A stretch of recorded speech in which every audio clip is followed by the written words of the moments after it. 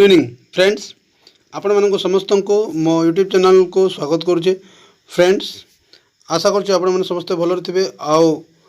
आपण मानक पई गोटे बहुत बड़ खुशी खबर आपण माने मो आगर वीडियो रे देखिथिले जे समस्तंकर भत्ता बढ़िबा को जाउची आउ से भत्ता बढ़िबा बाबद कौन प्रकार तारीखर घोषणा करा जाय नथिला किंतु कहा जायतिला जे 3000 टंका समस्तंक भत्ता बढ़िबा बोली।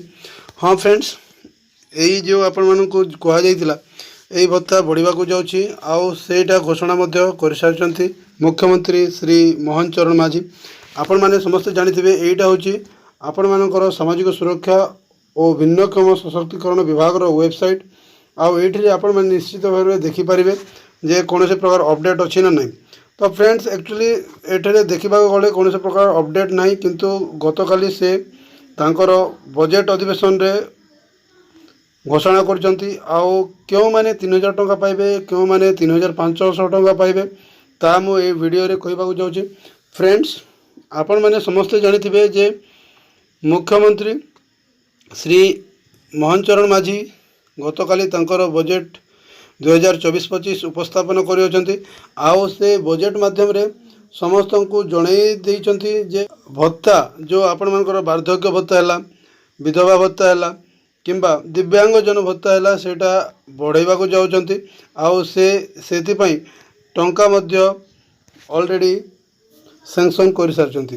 तो फ्रेंड्स आपण माने जानिछंती जे निर्वाचन स्तर रे बीजेपी जेतेबेले सरकार माने जदि गढ़िबो ताहेले से तांको माने भत्ता को 3000 टंका करबा पई कहिथिले। तो वर्तमान 3000 रु ऊपर को से उठी जायछंती 3000 टंका जो माने 1000 टंका पाउथिले से माने 3000 टंका पाइबे आउ जो मानेकर बयस 80 वर्ष रु ऊर्ध्व से माने पाइबे 3500 टंका आउ जो माने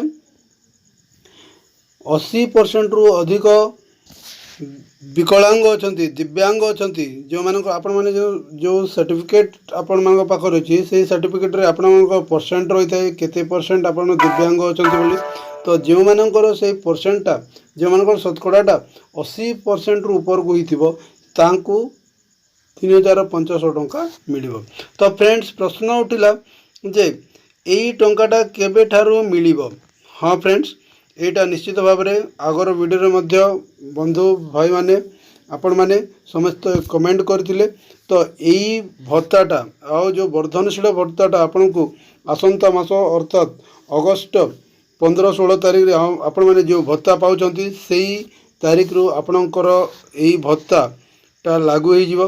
तो देखा जाऊ आपण मानकर भत्ता मिलुची न मिलुची कोन होची तो एटा आपको निश्चित भाव में आपण माने कमेंट रे जणाइबे। तो फ्रेंड्स यही थिला आज गोटे खुशी खबर। आशा करछि वीडियोटा आपण मानक निश्चित भाव भल लागिथिबो।